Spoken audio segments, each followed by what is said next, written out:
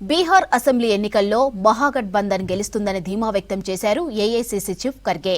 అవకాశవాద JDU BJP కూటమికి ప్రజలు బుద్ధి చెబుతారన్నారు. ఇక సమాజంలో అణచివేతకు గురైన వర్గాలకు కాంగ్రెస్ అండగా ఉంటుందన్నారు డిప్యూటీ సీఎం డీకే. బెంగాల్లో వక్ఫ్ వ్యతిరేక అల్లర్ల వెనుక బీజేపీ ప్రమేయం ఉందన్నారు ఎస్పీ చీఫ్ అఖిలేష్ యాదవ్. కాంగ్రెస్ పార్టీని ప్రధాని మోదీ బీజేపీ శత్రువుల్లా చూస్తున్నాయన్నారు ఏఐసీసీ చీఫ్ మల్లికార్జున్ ఖర్గే. సోనియా, రాహుల్ గాంధీపై ఛార్జ్షీట్, రాబర్ట్ వాద్రాపై దర్యాప్తు ప్లాన్ ప్రకారమే జరుగుతోందన్నారు. ఎన్ని కుట్రలు చేసినా గాంధీ ఫ్యామిలీ ఎవరి ముందు తలవంచదన్నారు.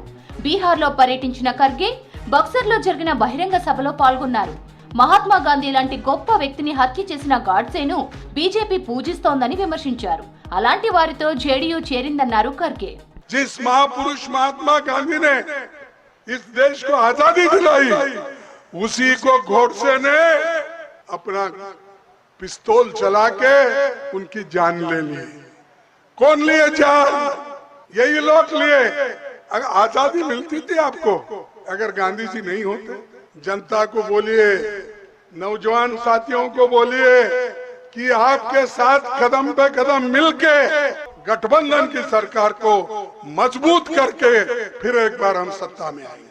బీహార్లో అవకాశవాద జేడీయూ బీజేపీ కూటమిని ఓడిస్తామన్నారు ఏఐసీసీ చీఫ్ ఖర్గే.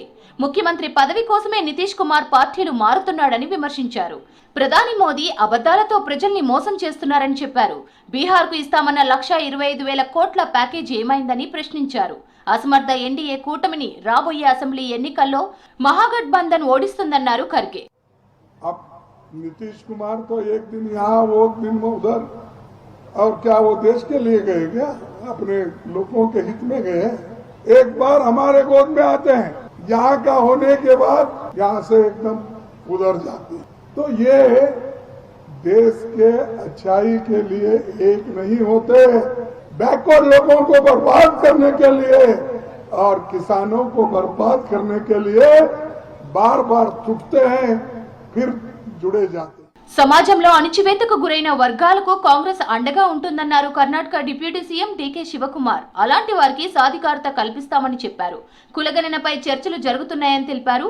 జైనులు, ఒక్కలిగులు, లింగాయత్ సహా అన్ని వర్గాల్లోనూ పేదలు ఉన్నారన్నారు. అందరికీ న్యాయం చేయడమే ప్రభుత్వ లక్ష్యమన్నారు డీకే శివకుమార్. ಕೆಲವರು 90% ಈಗ ನಮಗಿರೋ ದಾಖಲೆ ಪ್ರಕಾರ 90% ಬರ್ಸ್ಕೊಂಡಿದ್ದಾರೆ. 10% ಇಲ್ಲ. ಕೆಲವು ಸಲಹೆಗಳನ್ನ ಕೊಡ್ತಾ ಇದ್ದಾರೆ. ಎಲ್ಲರಿಗೂ ನ್ಯಾಯ ಒದಗಿಸ್ಕೊಡ್ತೀವಿ. ಸ್ವಲ್ಪ ತಾಳ್ಮೆಯಿಂದ ಈಗ ಬೇಕಾದಷ್ಟು ಟೈಮ್ ಇದೆ. ಕೆಲವನ್ನೆಲ್ಲ ನಮ್ಮ ಮಂತ್ರಿಗಳೆಲ್ಲ ಹೇಳಿದಾರಲ್ಲ. పశ్చిమ బెంగాల్లో వక్ఫ్ వ్యతిరేక అల్లర్ల వెనుక బీజేపీ ప్రమేయం ఉందన్నారు ఎస్పీ చీఫ్ అఖిలేష్ యాదవ్. సమాజంలో కులమతాల పేరుతో చిచ్చు పెట్టేందుకు బీజేపీ ఎప్పుడూ ముందుంటుందన్నారు. ప్రజలను చీల్చేందుకు ప్రత్యేకంగా నిధులు కేటాయిస్తుందని ఆరోపించారు. వాస్తవాలను దాచడం, తప్పుడు వార్తలను ప్రచారం చేయడం కాషాయ పార్టీకి అలవాటన్నారు అఖిలేష్ యాదవ్.